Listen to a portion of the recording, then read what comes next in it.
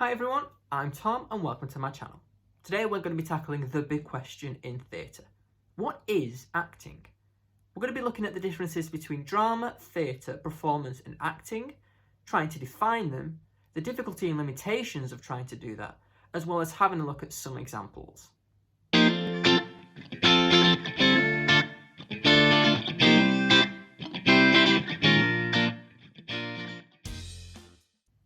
Now, before we try and define what we mean by acting and performance, we should probably set out what we mean by drama and theatre.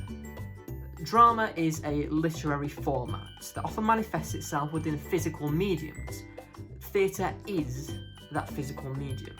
Traditionally, theatre is a live platform and it often plays out in real time.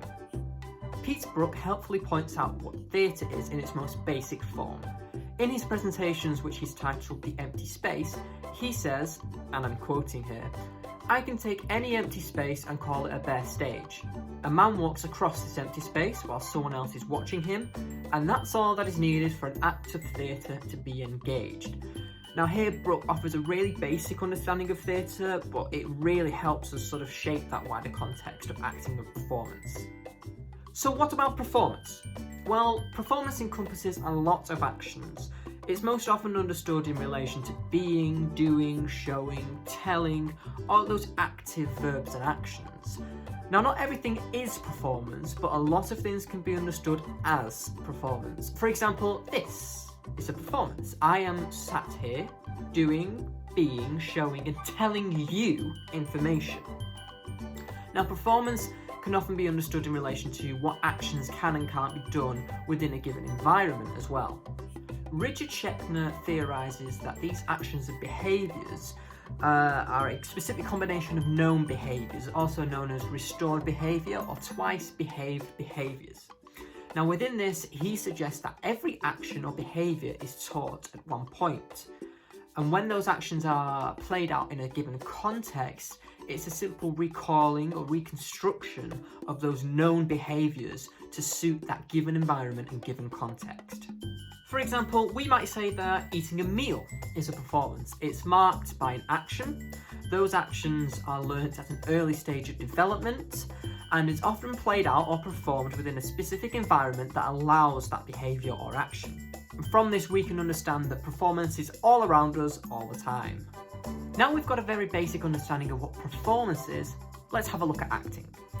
Acting is a very specific mode of performance, but not every performance is acting or requires acting. Acting is a specific mode that seeks to represent something, either a person, a place, a time, or an event. And Michael Kirby actually plots this on a continuum. Now his continuum is marked by 5 points. On one side you have non-acting, and on the other side you have acting. On the non-acting side we have non-matrix performance. Now non-matrix performance relates to a performance that is completely devoid of acting. Kirby says that the performer has to be themselves and not a character. Now here's a discussion point. Can we ever truly reach a state of performance that is completely devoid of acting? For example, am I non-matrix performing right now? I'm not a character, but I'm me. Next on the continuum we have non-matrix representation. This kind of performance sees the representation of a character or being within a performance space, but they don't act.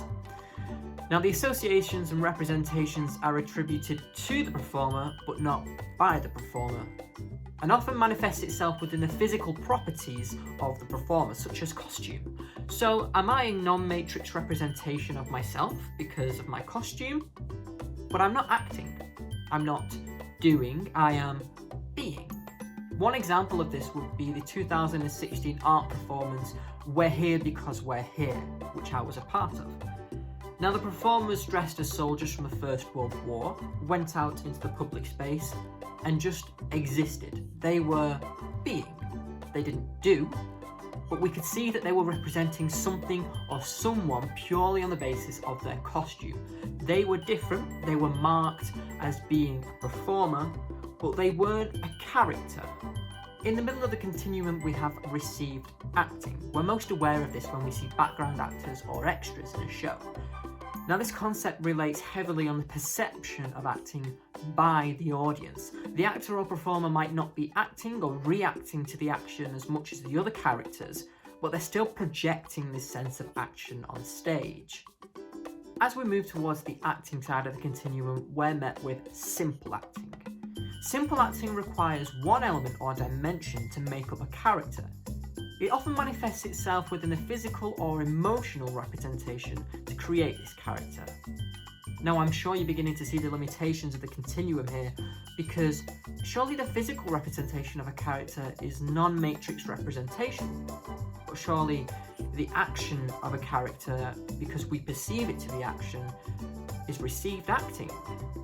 Finally, on the acting side of the continuum, we're met with complex acting. Now, complex acting requires several dimensions or characteristics or elements of a character, often seeing the psychological motivations or thoughts of a character. Now, the actor or performer is the only one who knows whether they're simple or complex acting.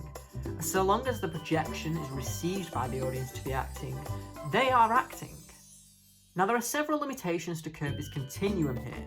As acting and performance develop through time, it becomes more and more difficult to try and plot things on just one point of the continuum. The thing is, it's too binary and linear. It suggests something is or isn't something. Surely if we've learned anything, it's that so long as the projection is received by an audience, it doesn't matter what point the actor is on this continuum. Let's have a look at a case study to try and see the difficulties and limitations of the continuum. Now, I'm going to refer to my notes here because there's quite a lot to unpack. Let's have a look at Bobby Baker's performance, Drawing on a Mother's Experience. Within this performance, she is herself. She tells the audience anecdotes about her life. So surely she is non-matrix performance because she isn't a character. But she also wears a costume. She wears a white sort of lab coat kind of thing, because in the performance she uses food and it often gets really, really messy. Surely this is a physical representation of herself, non-matrixed representation, you could argue. She's performing as herself, but she is a heightened version of herself, a form of received acting or simple acting. She's herself but twice over, therefore.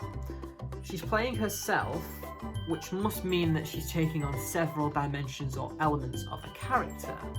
So is this not complex acting?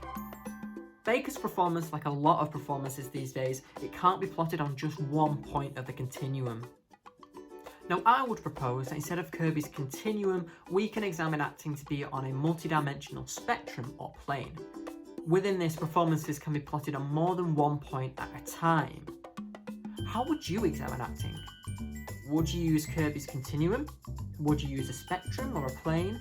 Or would you devise something completely different? Let me know in the comments. So now you've got a really basic understanding of drama, theatre, performance and acting. There's still a lot more that could have been covered, but I wanted to make it as basic and as easy to understand as possible. If you've enjoyed this video and want to know more about theatre, drama and acting, make sure you give us a like and be sure to subscribe. See you soon!